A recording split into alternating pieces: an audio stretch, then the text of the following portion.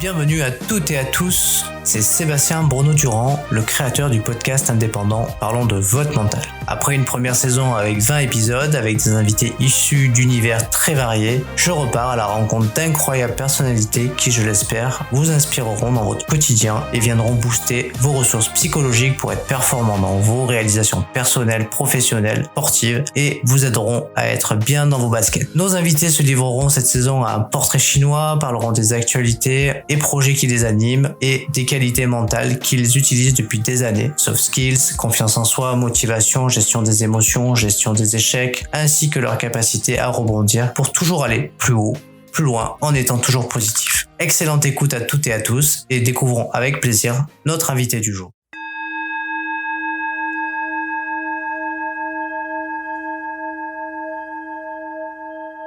Bienvenue à toutes et à tous pour un nouvel épisode de Parlons de votre mental. Aujourd'hui, j'ai la chance et l'honneur de rencontrer Jimmy Vienno, un athlète de haut niveau en Muay Thai avec des statistiques au combat impressionnantes, des titres de champion du monde, des titres de champion d'Europe. Je suis vraiment ravi de t'avoir sur l'émission, Jimmy. Salut Jimmy. Salut, merci à toi de m'avoir invité et moi aussi je suis vraiment très ravi. Alors Jimmy, je sais pas si tu connais un peu le principe du podcast, en tout cas de Parlons de votre mental. On commence toujours par une petite présentation brève de l'invité et ensuite on va attaquer par un petit portrait chinois et ensuite après je vais introspecter ton mental sous tous ses aspects. T'es OK? Ok. Allez, avec plaisir, j'ai hâte de voir ça. Alors, est-ce que tu pourrais te présenter un petit peu? T'as un palmarès incroyable. Moi, je remercie vivement Grégory Crozier de nous avoir mis en relation. Greg, qui est aussi un champion incroyable, qui mérite d'être connu et voilà, et que je remercie et je lui fais un gros coucou s'il est en train de sauter peut-être. Ouais, c'est quoi ton parcours? Bah écoute, déjà un gros big up à Greg parce qu'effectivement c'est lui qui nous a mis en relation, donc lui il est vraiment au top aussi. Donc gros bisous à lui si nous écoute. Bah écoute, mon parcours, moi c'est j'ai commencé le judo à l'âge de 4 ans, compétition aussi, donc jusqu'à 13 ans. Puis après, je voulais un sport un peu plus complet, donc je suis parti en boxe thaïlandaise. Et voilà, boxe thaï en compétition aussi à 16 ans. Donc voilà, après le judo à 13 ans, boxe thaïlandaise, 16 ans premier combat, 18 ans je suis passé professionnel et à 21 ans j'ai eu mon premier titre mondial et c'est là où j'ai vraiment explosé au niveau du sport. Je me suis mis aussi en kickboxing et en MMA professionnel. Donc en boxe thaï, je suis numéro 1 mondial de ma catégorie, 7 fois champion du monde. J'ai plus de 100 combats, j'ai 113 combats, je crois, pour 91 victoires. Je suis numéro 5 mondial en kickboxing et je viens de faire mon premier combat professionnel en MMA. Donc voilà. Bah génial, un truc de fou encore. Hein.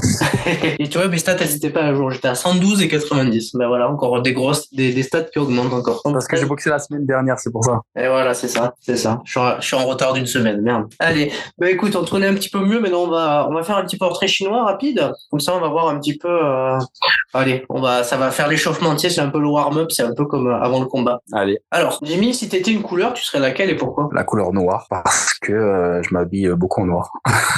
Si tu devais choisir un livre, quel livre choisirais-tu? Le mien, 50 techniques de Muay Thai par Jimmy Vienno. C'est vrai que t'as un livre, c'est vrai, il jouait. Bah, écoute, j'espère que j'aurai le plaisir de le lire. Bah, trop bien. On peut le trouver où? On m'envoie un message sur les réseaux sociaux et puis voilà, après c'est par virement et une fois que le virement est effectué, mon équipe l'envoie par la poste. Bah voilà, parfait. Simple que ça. Tu es auto-édité du coup. C'est ça. T'as bien raison. Au moins, tout bien pour toi. Voilà. Si tu devais choisir un moment de la journée, quel moment de la journée choisirais-tu? J'hésite entre le petit déjeuner 10h et après l'entraînement, bien sûr, déjeuner 10h en famille ou le goûter à 16h. J'hésite entre les deux, mais je pense que je vais me pencher pour le petit déj. Ah ouais, c'est les moments de la journée gourmand, du coup. C'est ça. Si tu devais être une qualité, quelle qualité serais-tu? La détermination. La détermination, oui, effectivement. Bah oui, c'est une super qualité, la détermination. Totalement. Et en plus, je pense que dans tous les sports de combat, il faut avoir beaucoup de détermination pour s'entraîner tous les jours. Quand on voit la somme des combats que tu as, il faut avoir envie. Il faut s'accrocher, quoi. Juste une petite parenthèse, tu me le plais. À la question d'avant, j'aimerais le moment vraiment que je sois. Alors, tu disais, tu voulais changer le monde de ta journée, tu voulais le revoir, c'est ça? Je prendrais le coucher du soleil, finalement.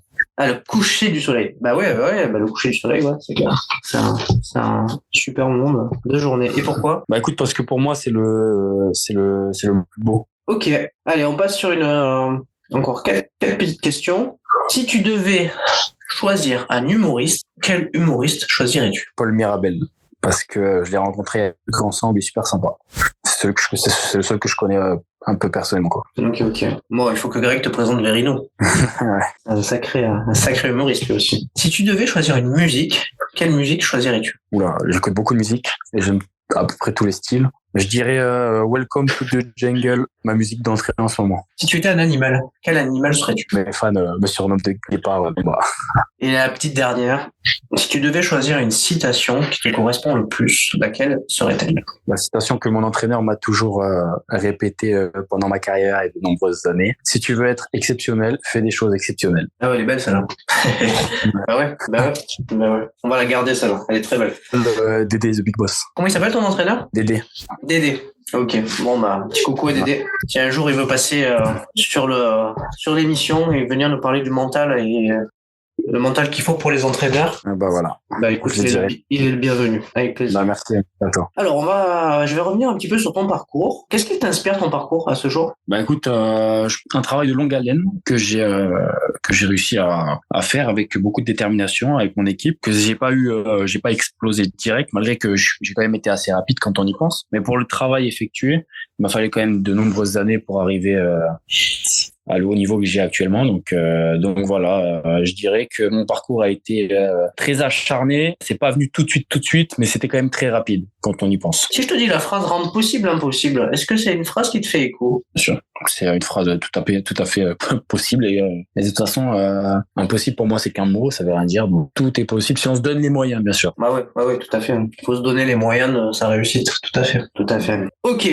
On a fait un petit tour sur ton parcours. Alors là, on va rentrer dans le mental. Si je te dis le mot mental, quelle définition tu poserais sur ce mot, toi, Jimmy? Je dirais mental. Je dirais la force de conviction. Et pour toi, quelqu'un qui a un bon mental, comment le décrirais-tu? Quelqu'un de déterminé et quelqu'un de qui est assidu et qui sait ce qu'il veut surtout. Ok, qui sait où il va en fait. En fait, qui est pas perdu. Voilà, c'est quelqu'un qui est pas perdu, qui sait où il va, qui connaît ses priorités et que rien ne peut l'écarter de son chemin. La détermination en fait. Ok, je vois. Toi, par rapport à ta préparation, est-ce que tu as une préparation mentale? Bien sûr, j'ai une préparation mentale, mais c'est avec mon entraîneur. Pas avec un préparateur mental extérieur. Tout se fait avec mon entraîneur. Ok. Et du coup, elle consiste en quoi ta préparation mentale?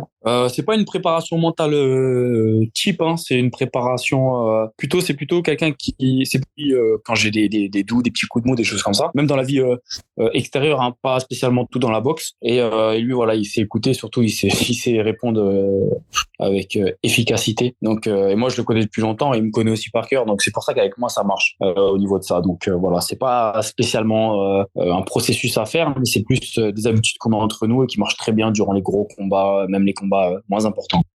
Oui, du coup, en fait, c'est une confiance mutuelle déjà, et puis une très bonne, certainement une très bonne écoute aussi, hein, parce que quand on est coach, l'écoute c'est hyper important. Ouais, aussi, il connaît bien ton mode de fonctionnement, quoi. C'est ça. Alors, on va aborder le thème de la confiance. Est-ce que tu as toujours eu confiance en toi ou tu l'as construite au fur et à mesure, ta confiance? Moi, j'ai toujours eu confiance en moi. C'est un truc que j'ai eu depuis tout le temps. J'ai toujours eu confiance en moi. J'ai jamais eu de problème avec à ce niveau-là. Comment tu l'expliques? Je sais pas. Franchement, ça, j'ai eu des moments de doute, mais de là à dire que c'était du manque de confiance en soi, je pense pas. Du doute comme tout le monde, mais non, j'ai toujours eu confiance en moi. J'ai toujours été j'ai toujours voulu être le meilleur, tout ça. Donc depuis tout petit, donc je sais pas comment ça s'explique. Je crois que je suis né comme ça en vrai. Bah ouais, c'est possible, hein. C'est possible. Après, parfois ça peut être dû aussi à l'éducation parentale qu'on a, hein. Nos parents sont aussi à la base des piliers de notre confiance et de notre estime. Peut-être que ça a joué aussi l'éducation que j'ai eue, parce que j'étais pas quelqu'un de protégé, et aussi peut-être le milieu dans lequel j'ai grandi, où j'ai grandi en ville, dans la ville, quoi, dans les quartiers, dans tout ça. Donc peut-être, je sais pas. Tu disais que t'as eu des périodes où t'avais eu des doutes. Comment t'as fait pour les surmonter, ces doutes? Bah écoute, j'ai simplement je me suis recentré, enfin, c'était souvent des passages où quand je perdais un combat ou quelque chose comme ça, c'était très rare, hein, les doutes ne duraient pas longtemps, mais par contre, voilà, c'est comme tout le monde, hein, j'ai eu des moments où j'étais plus faible que d'autres moments et fallait garder en tête l'esprit que je voulais toujours avoir de vainqueur, de gagnant, malgré les quelques défaites que j'ai eues et retravailler dur pour pouvoir plus que ça arrive, quoi. Donc voilà, ne pas oublier ses objectifs et être toujours déterminé parce que c'est comme ça et c'est comme ça qu'on y arrive, hein. Ouais. Si je te dis le droit à l'erreur, qu'est-ce que ça t'évoque? Je suis pour le droit à l'erreur, hein. On a tous le droit à l'erreur, c'est comme ça qu'on apprend. Moi, sans les défaites les peu de défaites que j'ai eu comme boxeur, hein, peut-être même en dur. Donc on a tous le droit à l'erreur et justement, faites des erreurs pour pouvoir savoir ce que c'est et ne plus les faire. Oui, parce qu'en plus, toi, dans ta discipline, la moindre erreur en combat, on la paye cash, non? Ouais, on la paye cash, hein. Il faut passer par là et voilà, c'est tout. Et il faut faire des erreurs pour pouvoir plus les faire, en fait. Et moi, je fais partie des gens qui, on a beau me le dire, ça va pas rentrer dans ma tête, mais il suffit que je fasse l'erreur une fois pour que ça reste à vie dans ma tête. Ok, ouais, tu retiens l'erreur, mais tu sais que tu vas pas la reproduire 2 fois, quoi. Il faut que ça m'arrive pour la retenir. Ok, donc en fait, t'apprends par l'expérimentation, quoi. Voilà, c'est ça. Si je te dis le regard des autres, est-ce que c'est quelque chose, t'as dû t'en affranchir ou c'est quelque chose que t'as toujours fait avec? Toujours fait avec, mais à mes débuts, faut savoir que c'était ce qui me faisait la peur de perdre en public. Ok. Et du coup, comment t'as fait pour t'en détacher? Je m'en suis pas détaché, j'ai toujours cette petite appréhension à chaque fois, hein, parce que pour moi, c'est une honte. Pas pour moi, vraiment pour moi, ma personne à moi, je le prends ça comme ça quand c'est moi qui perds, quoi. Et puis, et ça me motive et je m'entraîne beaucoup plus dur et dans les moments où j'ai mal, où c'est dur l'entraînement, bah, je pense à ça et puis ça. Du coup, c'est devenu presque une source de motivation. Mais c'est toujours un petit peu là quand même. Ouais, c'est une source de motivation aussi et c'est toujours un petit peu là. On s'en va jamais les peurs s'en vont rarement de notre cerveau, mais par contre, on peut les contrôler avec le temps. C'est intéressant. Comment toi, tu t'y prends pour les contrôler? Bah, moi, c'est avec l'habitude et surtout, je me parle à moi-même et j'ai la chance d'avoir un bon entourage pour leur parler et qui me donne des conseils. Et avec l'habitude aussi, bah, on y arrive. Quand tu te dis que tu te parles à toi-même, donc du coup, tu t'envoies des messages positifs. Quel type de message tu t'envoies? Bah écoute, je m'envoie des messages positifs et surtout de détermination et je me rappelle juste en fait ce que je sais déjà. Donc dans les moments comme ça, je me rappelle que je sais déjà. Donc et c'est là où ça me remotive et puis bah, allons-y, hein. Et après on casse tout. Par exemple, dans ton dernier combat, c'est quoi les phrases que tu aurais pu t'envoyer pendant le combat? Phrase plutôt avant, juste avant. Bah écoute, je me suis dit que c'était la victoire et rien d'autre, que fallait que je sorte de la cage avec la médaille, que c'était impossible qu'il me gagne, que c'est moi, je suis Jimmy Vienno, enfin voilà, je me suis dit ça, je me suis motivé comme ça, mais c'est pas que de la motivation, je le pense vraiment et c'est comme ça que je gagne, quoi. Ouais, bah ouais. C'est un moyen de se booster, quoi. C'est un peu ça, on voit souvent dans les après-combats, enfin pas dans les après-combats, dans les avant-combats, là, quand il y a la présentation, les combattants qui se chauffent un peu ou qui montrent que c'est eux les boss, quoi. C'est assez flagrant, quoi. Que ce soit la boxe, enfin, dans tous les sports de combat que je vois, c'est souvent un peu comme ça, quoi. Il y a un petit peu une sorte de show, quoi, que j'aime bien, quoi. Ouais, c'est ça, c'est ça. Alors, côté motivation, est-ce que tu as des trucs spécifiques qui te motivent, toi, personnellement? Bah, la victoire, la gagne, en fait. Juste ça, c'est ma principale motivation d'être le meilleur numéro 1. Et après, ce qui va avec, bah, la notoriété et puis l'argent, hein, bien sûr. Le Muay Thai, c'est un sport qui est lucratif ou pas du tout? C'est un sport de pauvres, mais c'est un des sports les plus durs en sport de combat. Donc ça nous fait passer, quand on est champion de ce sport-là, on n'est pas forcément riche ou très connu, mais ça nous fait passer une étape, une grosse étape importante pour le MMA par exemple. Et moi, c'est ce que je suis en train de faire là.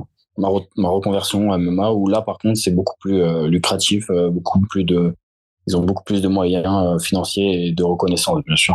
Ouais, c'est vrai que dans le MMA, il y a beaucoup plus d'argent qui est engagé et je vois beaucoup de reconversion d'athlètes, hein, qui ont la trentaine même, hein, qui passent en MMA, quoi. C'est ça. On profite pour faire un petit coucou à Laetitia Blo, que j'attends avec impatience sur mon micro. Elle aussi a remporté un combat il y a pas longtemps. Ok. Alors, en termes de gestion des émotions, alors je suppose que comme tout être humain, tu dois vivre des émotions fortes avant tes combats, pendant le combat, peut-être même après quand t'as gagné, hein, forcément. Comment tu les gères, tes émotions? Comment tu fais pour les gérer de manière on va dire, efficiente pour toujours être au top? Alors déjà, moi, je garde beaucoup la tête sur les épaules et je profite de toutes les émotions que j'ai à 100%, à fond. Après, voilà, je garde la tête sur les épaules. Je me dis pas que c'est par exemple le plus important. Qu'on a beaucoup de sollicitations, de photos, de gens qui nous suivent, qui nous soutiennent. C'est super important et c'est magnifique. Mais voilà, je me dis pas que c'est seulement ça la vie. Donc ça me permet d'avoir la tête sur les épaules et pour toutes les autres émotions. Hein, je veux tout avoir, mais avoir un équilibre et pas être dans les extrêmes. Et voilà, c'est comme ça que je gère mes moments, moi tout seul, avec la gagne, avec la défaite, avec tout en fait. Alors, une thématique que j'aime bien aborder, c'est la concentration. Et en plus, dans ta discipline sportive, je pense que elle doit être ultime, ta concentration, pour pas prendre un mauvais coup, pour rester vraiment focus pendant le combat. Comment tu fais pour optimiser cette concentration pendant tes combats? C'est devenu naturel, j'ai pas spécialement de réponse à cette question. Hein. C'est vraiment, moi, c'est plus avec le mental que j'arrive à me concentrer en fait. Mais du coup, t'as pas eu un cheminement? Est-ce que t'as toujours eu cette concentration ultime, ou du coup, c'est au fur et à mesure de tes combats que t'as optimisé ta concentration, ta vigilance et tout ce qui peut aller avec, quoi? Ouais, j'ai toujours été concentré grâce au mental. Donc c'est grâce à ce que je me dis, à ma motivation, que la concentration va avec. En fait, j'ai pas eu trop de problèmes. De plus en plus avec les combats, ça s'amplifie. Hein. Ouais, du coup, en fait, ton niveau de vigilance, il s'est accru avec l'expérience. Ouais, c'est ça. Je comprends. Bah, surtout que il vaut mieux être concentré dans ta discipline, hein, c'est sûr, c'est mieux. Bah oui. Alors, on arrive sur le point qui est la détermination. Donc du coup, la fameuse question que je pose à quasiment tous mes invités, il paraît que pour avoir une force mentale, il ne faut rien lâcher. Toi, t'en penses quoi, Jimmy? Ah bah, je suis entièrement d'accord avec ça. Hein. Si on lâche ce qu'on fait, une force mentale à 100%. Et une question que j'ai encore, que j'ai pas posée depuis très très longtemps, mais du coup, elle devait être pour toi, je te l'ai réservée. Alors la question, c'est: est-ce qu'il faut savoir apprendre à supporter la douleur pour progresser? Oui, et il faut supporter la douleur mentale et physique pour pouvoir progresser. Quel type de douleur tu dois surmonter, alors aussi bien à l'entraînement que dans les combats? Moi, c'est souvent les douleurs du corps. Hein. J'ai mal souvent partout. Les hématomes, les saignements. Nous, on se tape os contre os. Donc, voilà, c'est les coups, quoi. Donc, ça fait vraiment mal et c'est devenu une habitude maintenant. Moi, j'y pense même plus. Donc, c'est comme ça qu'on a l'habitude, les boxeurs et moi encore plus, on surmonte. Et les combats, des fois, on marche plus, des fois, on a mal. Mais c'est comme ça. Et c'est notre métier, on l'a choisi et puis on le surmonte pour pouvoir passer à l'étape supérieure. Bon, en tout cas, t'es sur la bonne voie, là. Bon. Devant les os solides, hein. Clair. C'est clair. Alors, on arrive là, sur la fin de l'épisode. Si tu devais donner quelques conseils à des jeunes qui voudraient suivre ton parcours, faire comme toi, qu'est-ce que tu leur dirais? Je leur dirais de croire en leurs rêves et que rien n'est impossible, de rester sérieux, efficace et surtout de mettre rien en travers des objectifs. C'est le plus important. Quoi qu'il se passe dans la vie, il faut pas que ça prenne l'ampleur sur. Il faut pas que ça vienne rayer un petit peu les objectifs qu'on a. Faut pas que ça se mette en travers. Que ça soit les sorties, que ça soit avec les copains, que ça soit avec les filles, avec tout. Même les choses un peu douloureuses, par exemple. Des décès ou quoi. Moi, j'ai beaucoup d'amis qui ont eu des décès dans leur vie et qui ont justement ils ont fait une croix sur la boxe parce qu'ils n'arrivaient plus ou dans leur carrière. Et voilà, c'est très dur, hein, mais moi je dirais qu'il se passe dans la vie sur les objectifs. Écoute, Jimmy, ça va être presque le mot de la fin, parce qu'en fait, dans le podcast, en fait, je laisse souvent du coup le mot de la fin à mon invité. Déjà, je vais te remercier pour le temps que tu m'as accordé. Je suis vraiment ravi d'avoir pu faire cette interview avec toi. Et du coup, le mot de la fin te revient. Donc, si tu as envie de mettre en valeur quelqu'un, une association, quelque chose, en fait, si tu as vraiment quelque chose à dire qui te tient à cœur, écoute, la parole est à toi. Merci à toi aussi pour l'invitation. Ça m'a fait vraiment plaisir de te découvrir. Je remercie tous mes fans. Je remercie tous mes fans qui me soutiennent à chaque moment sur les réseaux sociaux, en séminaire, partout. Donc voilà, je les remercie beaucoup. Et puis ça sera le mot de la fin. Je remercie tout le monde. Un grand merci à tous ceux qui me soutiennent et rendez-vous au prochain combat. Mais il est quand le prochain combat? Le prochain combat, normalement, c'est le 14 janvier pour la ceinture du numéro 1 mondial. C'est génial. Tu sais où ça sera? Thaïlande, normalement. En Thaïlande. Ok, génial. On ira suivre ça. Et puis super, merci. Au mois de janvier, on remettra l'épisode sur la piste pour que les gens aillent te voir et te redécouvrent une nouvelle fois. En tout cas, merci Top. beaucoup. Merci beaucoup, Jimmy, pour ton temps et puis pour avoir enrichi du coup le podcast de ton témoignage pour parler de mental. Et je te dis, écoute, à très bientôt. À bientôt, merci. Si t'es arrivé jusque-là, c'est que cet épisode t'a certainement plu. Alors, merci d'abord pour ton écoute et ta fidélité. Et pour te remercier, je t'offre un cadeau. 30 minutes de coaching avec moi pour t'aider sur le sujet que tu souhaites. Pour obtenir ton cadeau, laisse un avis et un commentaire sur Apple Podcast via iTunes et fais une copie d'écran, tu me l'envoies, je te la partage dans la foulée sur mes réseaux sociaux et je te contacte également pour que tu me parles de ton mental. Bye bye à toutes et à tous, on se retrouve très prochainement pour un prochain épisode.